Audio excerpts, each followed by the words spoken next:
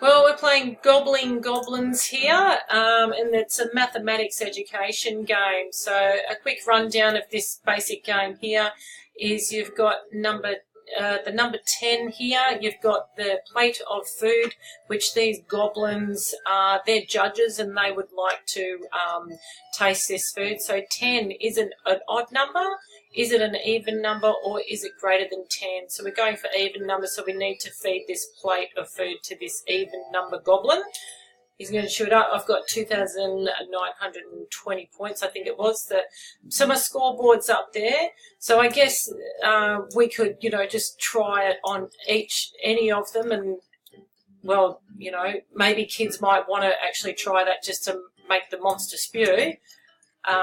Or do they want to win? It's a fun game. There is room for cheating or just to have a go because of the silly characters in there, so it is entertaining for the kids. The dishes are horrible like dead mice, so yes, they might be attracted to this game for that purpose. What else? There's reading skills as well, like you can see in this game here.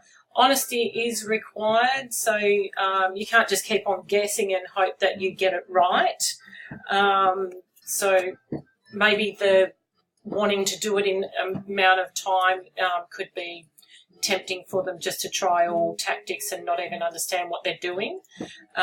Some children might be tempted to just start playing the game without reading or utilising the how to play the game first. But, is this a bad thing if you're wanting them just to have a go at maths?